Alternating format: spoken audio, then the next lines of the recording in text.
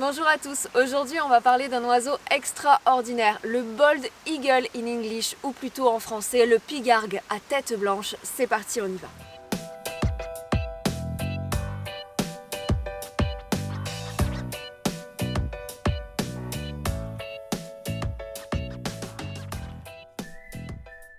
Pour débuter cette vidéo, on va vous proposer de partir avec nous une petite semaine à Prince Rupert, une ville côtière du Pacifique dans le nord de la Colombie-Britannique. Et ensuite, on parlera du pigargue en détail avec des images.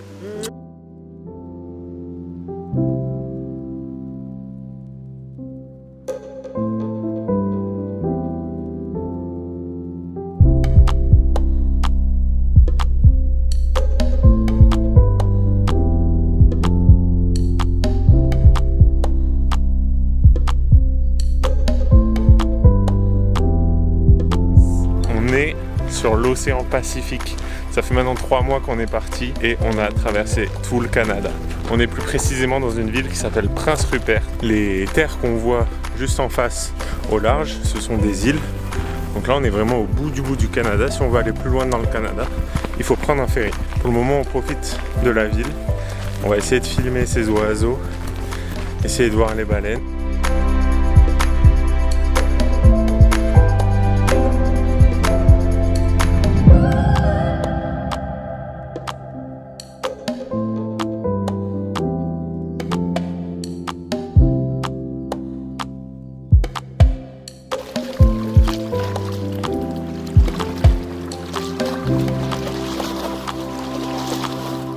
Trop cool d'être ici, de voir l'océan, trop bien. J'espère qu'on va pouvoir aussi filmer, donc il y a des baleines, il y a des orques, il y a des phoques, il y a des lions de mer, il y a quoi d'autre encore, il y a plein d'animaux, des marsouins, des dauphins du Pacifique. Alors j'espère qu'on va pouvoir voir tout ça. Après sur la mer c'est un peu plus délicat.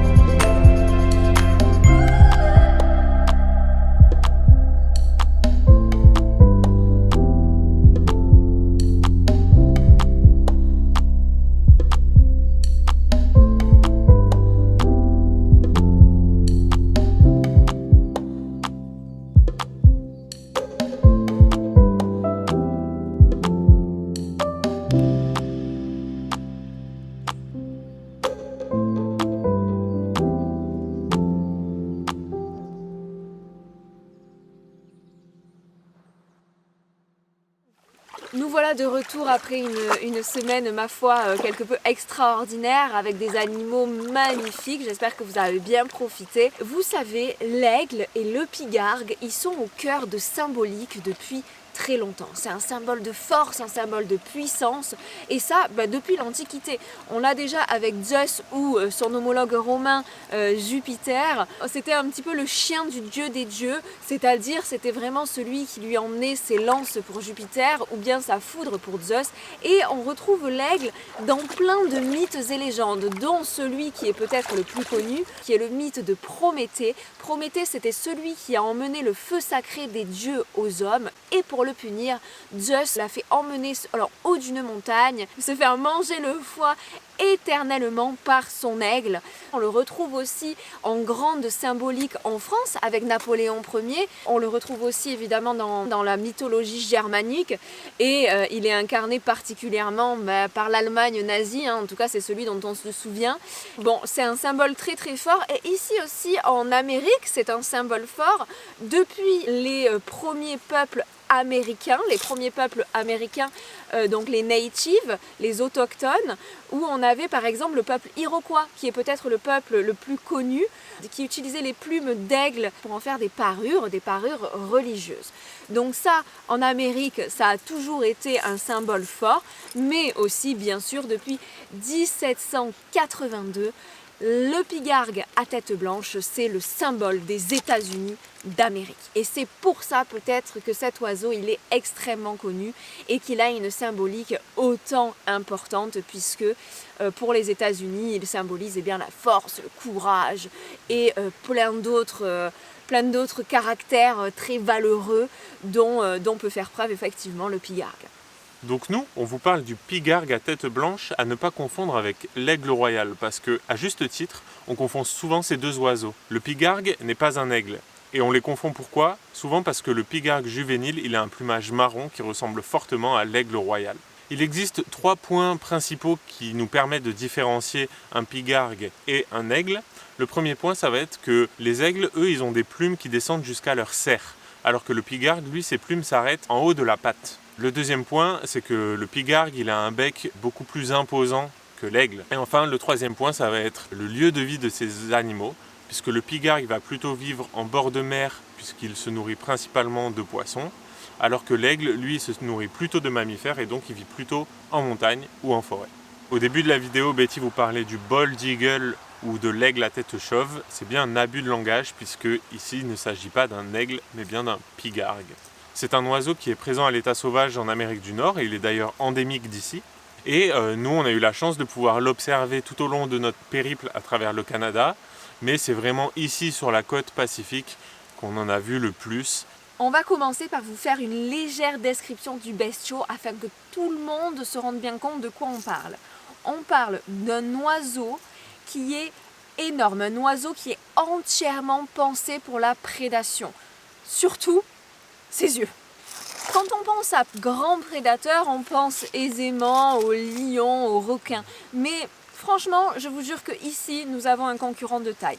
Déjà, c'est un oiseau qui atteint 76 cm lorsqu'il est perché.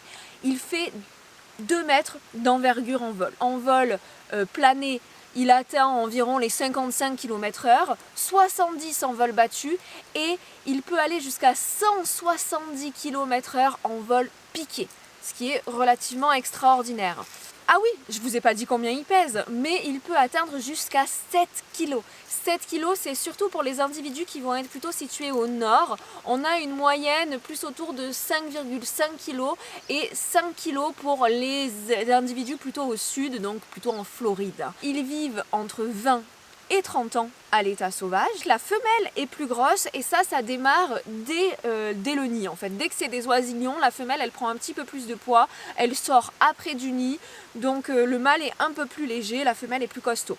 La femelle et le mâle ont le même plumage emblématique, on va un petit peu en parler, c'est la tête, le cou et la queue d'un blanc immaculé et le reste du corps d'un brun quasiment noir qui fait ressortir particulièrement le jaune de leur énorme cerre et de leur énorme bec et le jaune aussi perçant de leurs yeux. C'est un animal magnifique, on vous l'a dit, une bête pensée pour la prédation. Tom vous disait tout à l'heure que le juvénile a une couleur différente et qu'il ressemble un petit peu à l'aigle royal. C'est vrai, le plumage emblématique du pigargue à tête blanche n'arrive que vers ses 4 ou 5 ans. Avant, le juvénile il est plutôt brun avec des taches blanches un petit peu partout, ce qui d'ailleurs le différencie de l'aigle royal. On le disait, c'est un rapace qui vit dans des rivages littoraux, lacustres ou de rivières. Et ça, c'est principalement à cause de son alimentation. C'est un animal qui se nourrit principalement de poissons. Et d'ailleurs, il peut même se spécialiser dans la chasse d'une seule espèce. Mais bon, ça s'applique pas à tous les individus. Il complète aussi son alimentation par des petits mammifères ou encore d'autres oiseaux qui peuvent même être très gros, comme par exemple des oies, des cygnes ou des hérons. Il sait nager, mais il ne rentre pas dans l'eau pour pêcher. Il pêche principalement en surface, donc ça va être le plus souvent des poissons morts ou mourants. Même s'il ne se contente pas uniquement de ça, il peut aussi piquer les proies à d'autres oiseaux, comme par exemple des balbuzards. Et puis, en période de nidification, son alimentation peut grandement changer. Comme le mâle et la femelle restent toujours près du nid, ils vont se contenter de ce qu'ils vont trouver aux alentours de leur nid. Et puis également, les juvéniles, eux, qui sont beaucoup plus nomades à la recherche d'un ou d'une partenaire, ils vont se nourrir de ce qu'ils trouvent sur leur chemin. Enfin, il peut aussi se nourrir de charognes. Ça va être principalement les juvéniles qui se nourrissent de charognes. Et pour cela, ils vont opter pour des techniques un peu comme celles des vautours, Donc ils vont regarder les corbeaux et autres goélands, voir s'ils ne sont pas en train de se délecter pour essayer d'aller leur piquer leur festin. S'ils tombent sur un aigle royal, là ils vont le laisser tranquille. Tout ce qu'ils peuvent tenter de faire, c'est essayer de chipper sa proie, mais ils ne vont pas le chasser pour le faire fuir de sa proie. Le pigargue, c'est un oiseau qui est territorial, mais qui ne va pas l'être tout le temps, puisque le pigargue, il est particulièrement territorial en période de nidification. À ce moment-là, il ne va plus tolérer ses congénères, puisque le mâle va souvent se poster, il va opter pour cette technique-là de se mettre bien en vue sur un arbre, bien en hauteur, puisque les pigargues, ils adorent les arbres en hauteur, il leur faut généralement beaucoup de canopées pour pouvoir résider dans un endroit, ça fait partie de leur lieu de vie. Donc il va se poster sur un arbre en hauteur, il va gonfler boum les plumes et il va rester comme ça. Et c'est franchement une technique, je pense, qui dissuade beaucoup d'oiseaux de venir les embêter parce que c'est un beau bestiau, on le disait, franchement il lui fait quand même peur. Donc c'est vraiment dans cette période-là où le pigargue va être territorial. Le reste de l'année, il va plutôt tolérer ses congénères, particulièrement en hiver, puisque l'hiver, au Canada notamment, c'est rude, et donc l'entraide, elle est toujours bienvenue. Donc comment est-ce que ça va se passer? Ils vont s'entraider notamment pour chasser, ils vont avoir différentes techniques. Il peut y avoir une technique pour aller chasser du petit mammifère, où il y a certains pigargues qui vont aller piétiner, boum boum boum, des buissons pour essayer de faire sortir l'animal de sa cachette, et d'autres qui vont être postés tout autour à 360 pour ne surtout pas rater la proie. Ils ont même développé du jeu. Il a déjà été observé des pigargues en train de jouer ensemble. En fait, il y a un pigargue qui prend un bâton ou autre objet sur le sol et il s'envole très très haut dans le ciel. Là, il y a 2-3 autres pigargues qui le suivent et qui se mettent en contrebas, et le but du jeu, c'est de rattraper l'objet avant que celui-ci ne tombe par terre. Donc voilà un exemple de jeu fabuleux. Ces périodes-là où les pigargues sont réunis, c'est aussi une période qui va permettre aux jeunes de trouver l'amour de leur vie. Parce qu'il y a deux moments, il y a ce moment-là, le moment où ils sont tous ensemble, ou le moment de migration, puisque les pigargues peuvent être migrateurs, mais pas tout le temps. Les pigargues ne migrent pas, notamment lorsqu'ils ont un bon environnement, donc où la météo va être clémente, mais également où ils vont pouvoir trouver nourriture. Logique. L'endroit où nous avons observé les pigargues, donc sur cette côte pacifique-là, ils ne migrent pas. C'est des pigargues qui résident là à l'année. Une fois qu'ils ont trouvé l'amour de leur vie, leur compagnon d'aventure, ce qui arrive plutôt autour de 7 ou 8 ans, ça prend du temps à trouver l'amour de sa vie. Ils vont faire une superbe parade. On n'a pas les images, malheureusement. On n'a pas pu les filmer, c'est pas la période. Nous, on est en période de nidification en ce moment. Mais on vous a trouvé une petite vidéo sur internet qui n'est pas de nous. Donc regardez ça quand même parce que ça vaut le coup. Donc cette parade, extraordinaire parade, sera refaite chaque année, une manière de réaffirmer leur vœu d'union. Ceci étant fait, on passe à autre chose assez rapidement puisque c'est le moment de construire le nid. Alors le nid, ils vont le construire si c'est la première fois, s'ils n'en ont pas trouvé un. Et puis surtout cette période, elle va aussi servir à reconsolider le nid d'année en année. En fait, le nid du pigargue, c'est le plus gros nid d'Amérique du Nord. C'est un nid extraordinaire. Pour vous en citer un en exemple, il y en a un qui est tombé après 36 ans à cause d'un orage. Ce nid, il mesurait 3 mètres de large, 6 mètres d'épaisseur pour plus de 2 tonnes. En Floride, il y en a un autre qui a été retrouvé de 2,7 tonnes et lui, il avait 70 ans. Est-ce que vous vous rendez compte du nid dont on parle ici? Un truc de fou.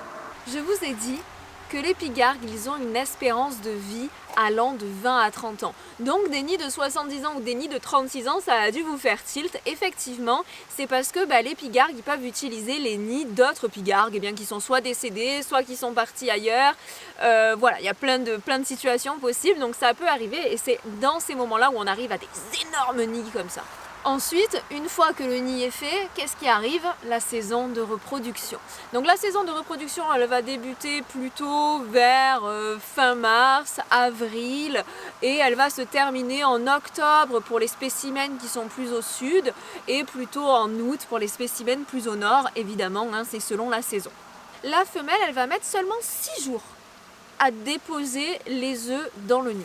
Donc c'est vraiment relativement rapide. Elle va déposer 2 œufs, parfois 3, rarement 1. Le temps d'incubation de ces œufs, il est en moyenne de 35 jours.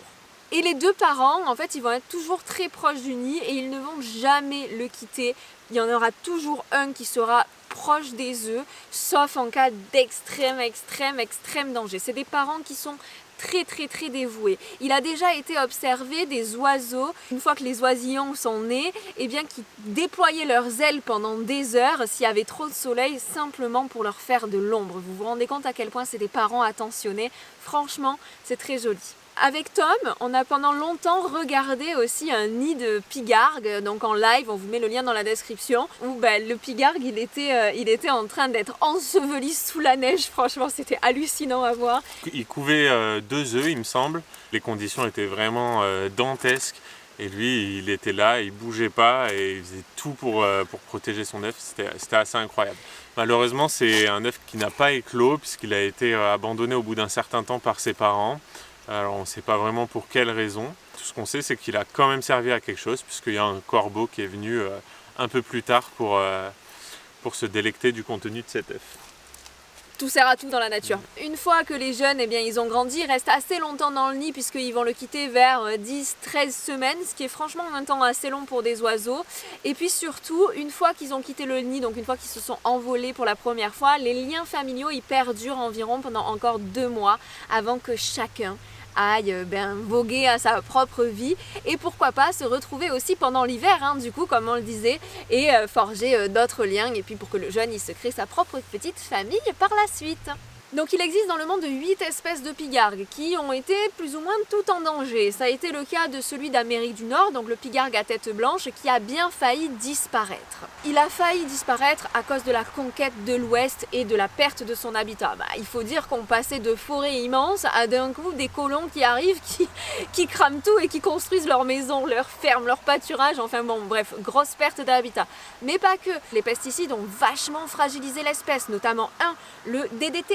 Le DDT qui a été responsable de peut-être la plus grosse perte de l'espèce, de la plus grosse perte de l'espèce, puisque en gros ils produisaient des coquilles qui n'étaient pas assez solides.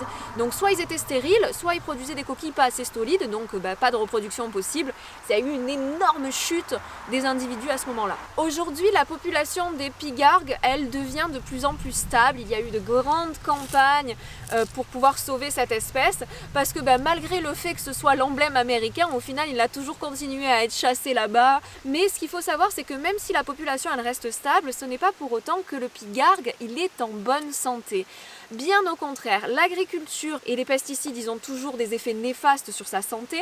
Et on a aussi de la pollution qui va être plus indirecte, comme la pollution de l'eau et la pollution des poissons qu'il va manger, puisque les poissons peuvent être pollués au mercure, vous n'êtes pas sans le savoir, notamment les gros poissons. Et il y a aussi une autre source de pollution qui est liée à la chasse et qui est indirecte, c'est une pollution liée au plomb.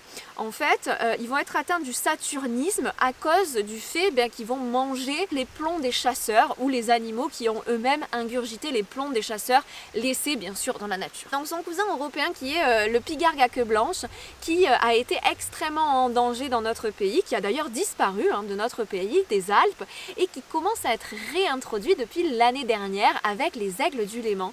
Je voulais terminer là-dessus parce que je trouve ça intéressant. On vous met des articles dans la description. L'année dernière, ils ont réussi à relâcher, il me semble, 3 pigargues. 2 sont encore vivants. Il y en a un qui est en Norvège actuellement, l'autre qui est en Autriche.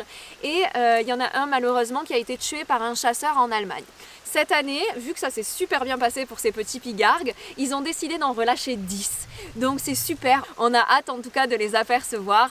C'est des oiseaux magnifiques et on leur souhaite vraiment de s'épanouir dans nos airs et de pouvoir les accepter.